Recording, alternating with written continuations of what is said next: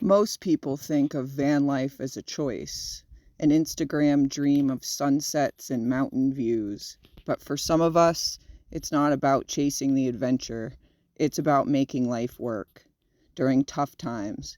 And sometimes that means trading forests for freeways, sleeping under the streetlights instead of the stars. This is city camping. My name is Scarlett, and I live in a cargo trailer with my boyfriend and my 2 dogs. I didn't choose van life to chase waterfalls and oceans. I chose it because it was what I could afford, what gave me freedom, how I could save money, and sometimes what I had to do. Not every night is a beautiful campsite. Some nights it's pure survival. Hello guys, welcome to hell, the hell of city camping. This is my view today.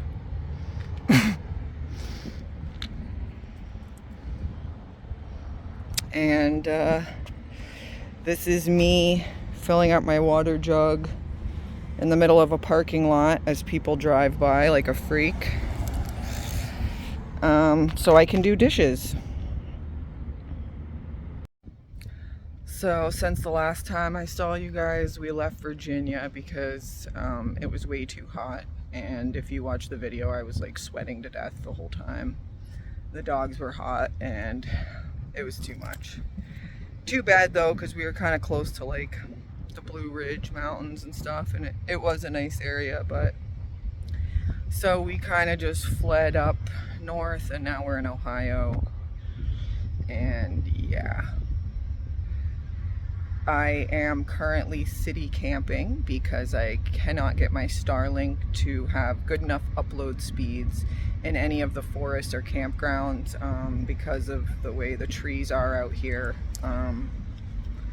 You know, it works great in the desert. I even got it to work in Flagstaff, Arizona with the ponderosa pines, but forests are too thick out here, too many obstructions. I mean, I can still like browse the internet with the Starlink, but for the work I have to do, making phone calls, it drops out too much and it's just not strong enough. So basically, because of work, we are now living city camping life and I hate it.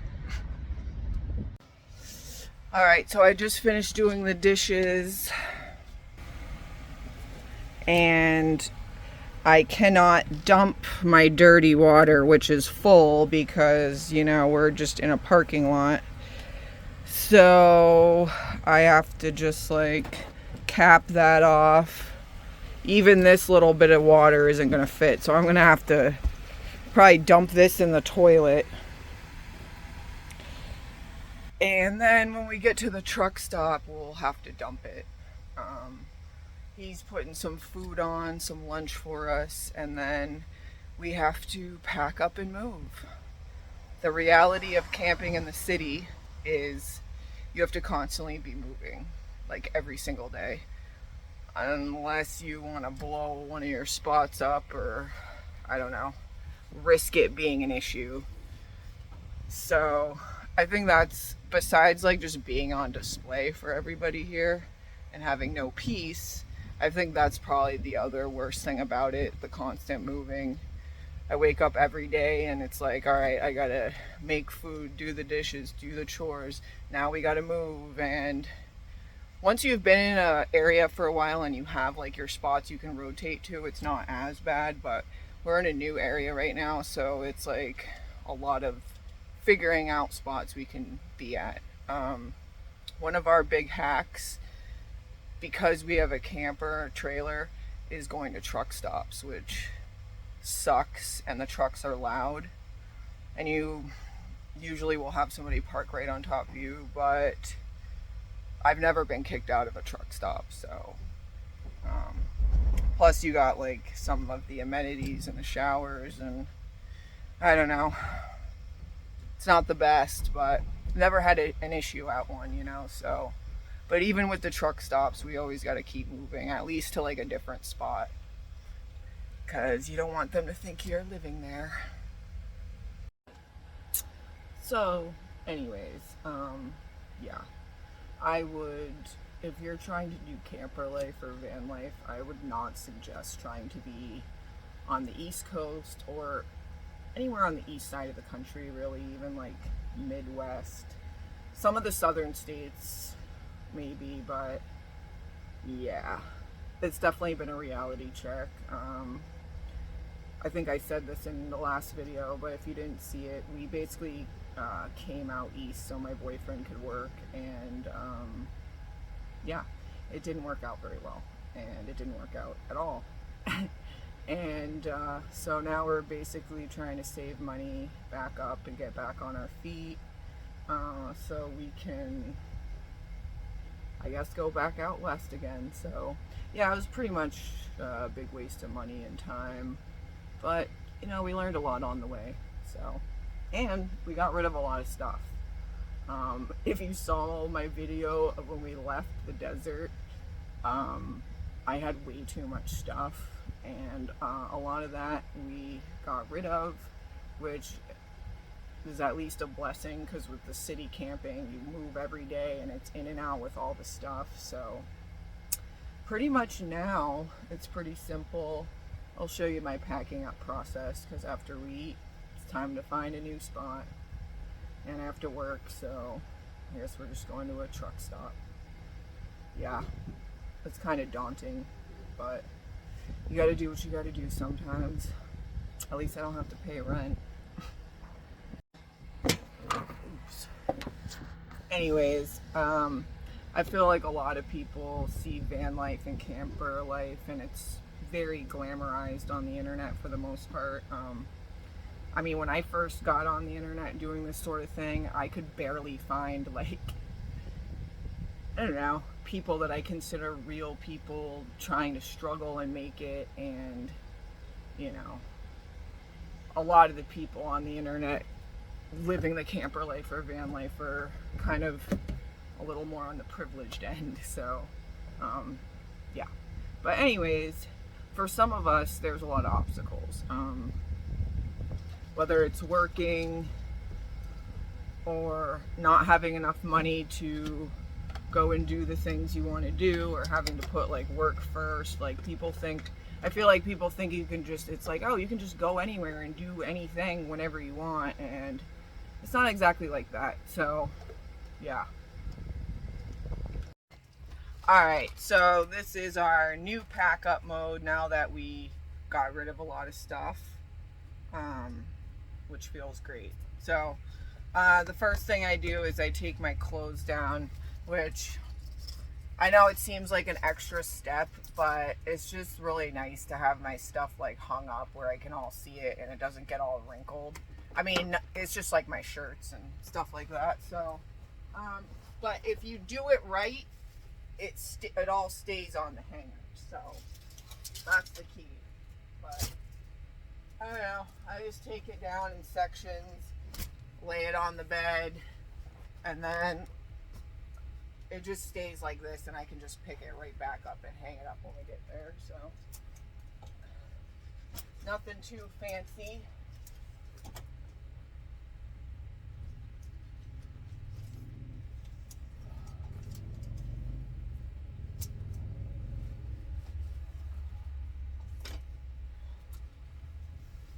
And that's that. All this stuff kind of just stays there. I mean, it gets moved around a little bit, but in the grand scheme of things, whatever. And then step 2 is putting stuff in the sink, such as my plants. Don't look at that, that's disgusting, but there's a lot of flies in here. But yeah, you gotta have plants. They're good for the soul.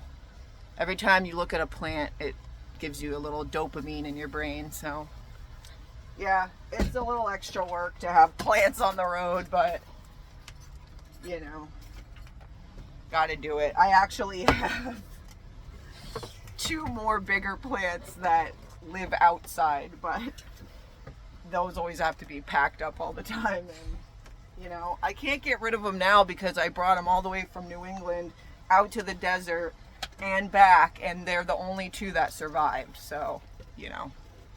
Anyways, my tripod's messed up right now.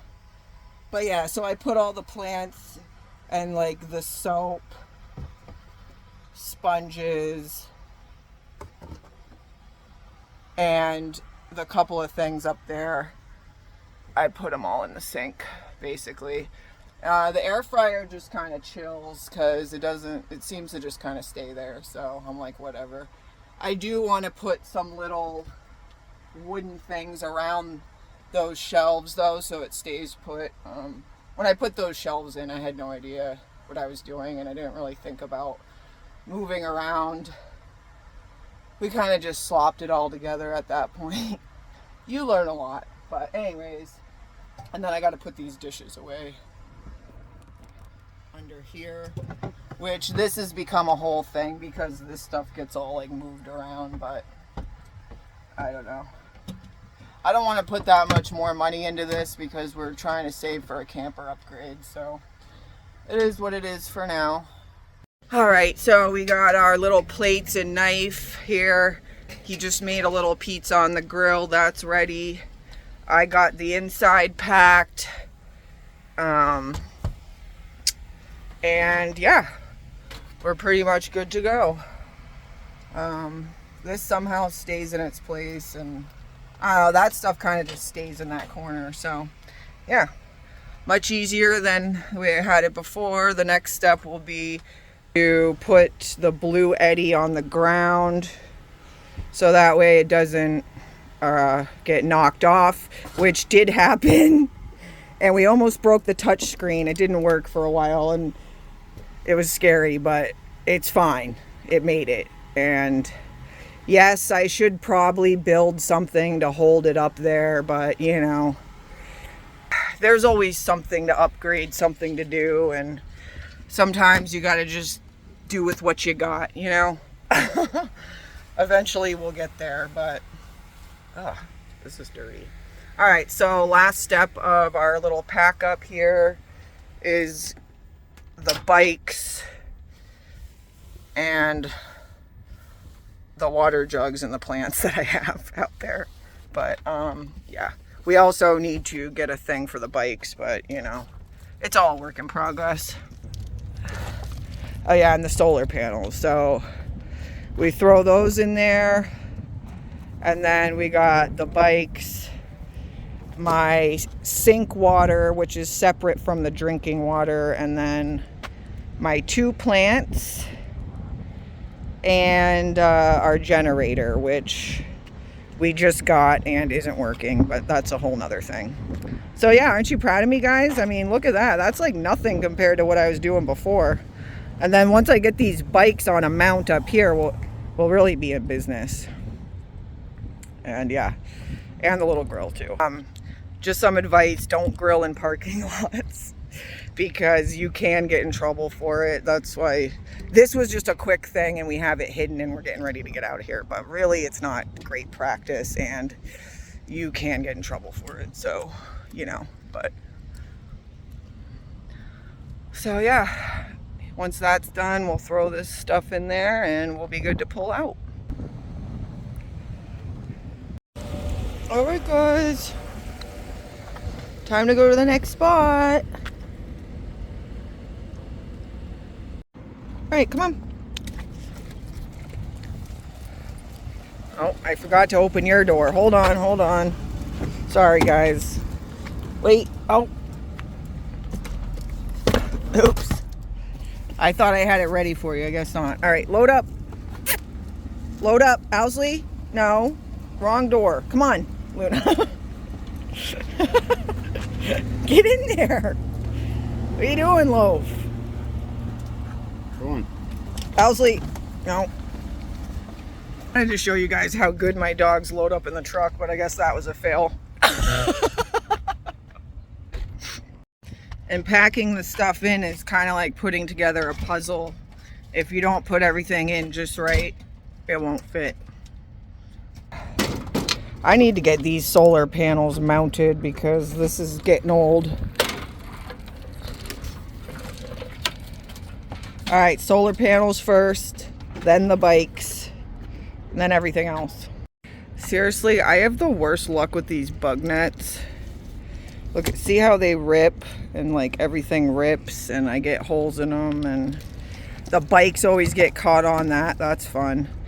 All right, so the water jugs, by the way, guys, if you ever need free water, go to a truck stop. They usually have free water, little pumps like right by the pumps, basically. You just, not all the pumps. Sometimes it's by the air too. I don't know.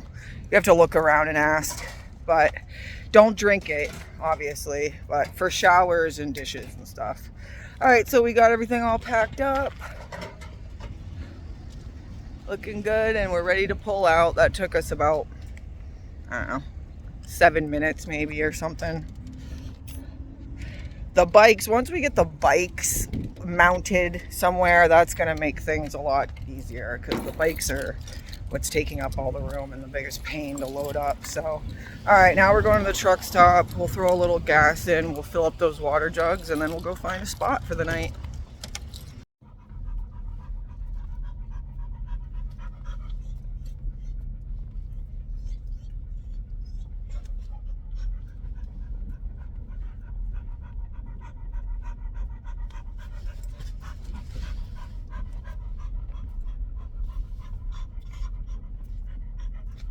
What, buddy? It's all right. You gotta get gas.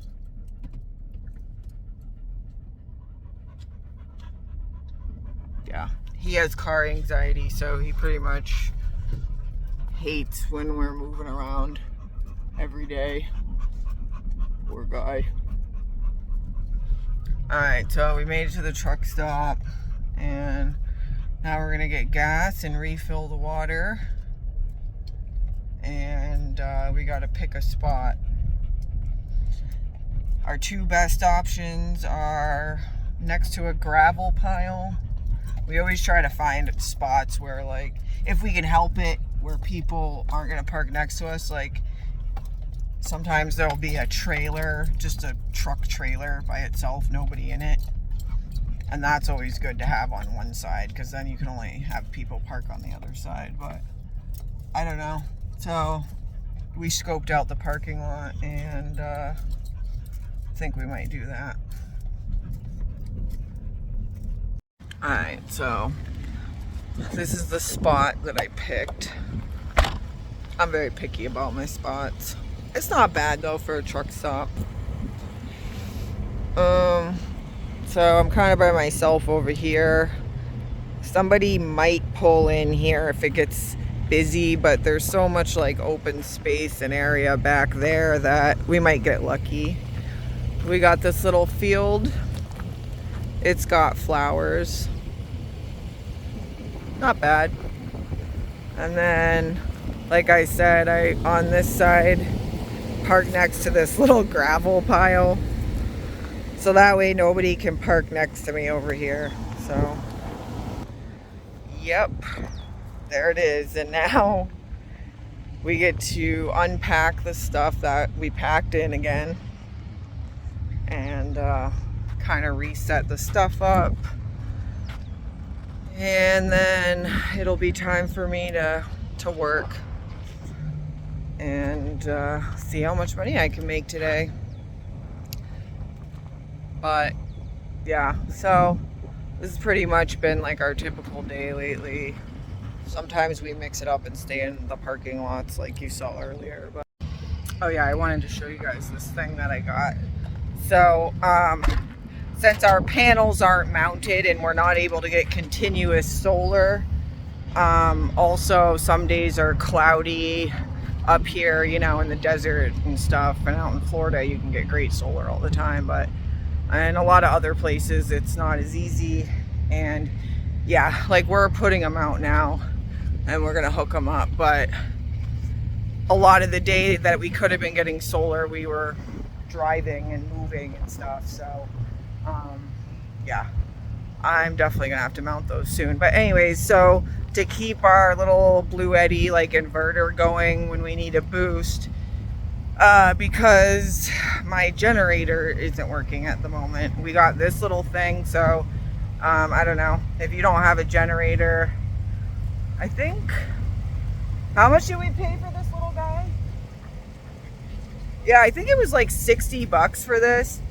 So you need to get the right wattage. My Blue Eddy charges at about 400 something watts. So I got a 750 watt in case I wanted to plug something else in. But it hooks up to your truck battery.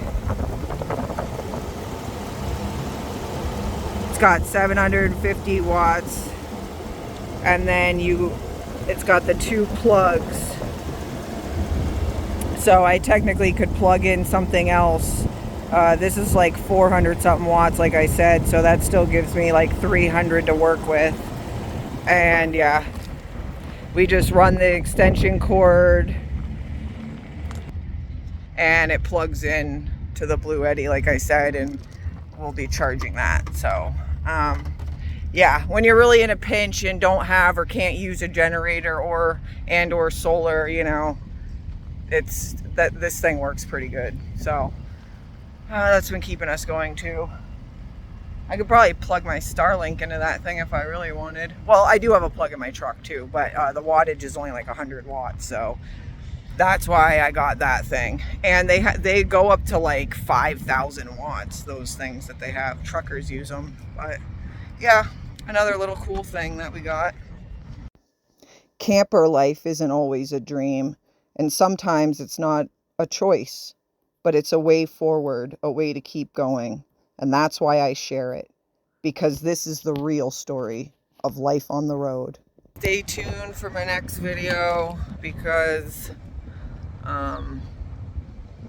yeah, we've made some new life choices here, and we'll go over what we're gonna do from here on out, because I'm not really liking living at truck stops and parking lots. Alright guys, thanks for watching, and please like and subscribe, and I'll see you guys next week. Bye.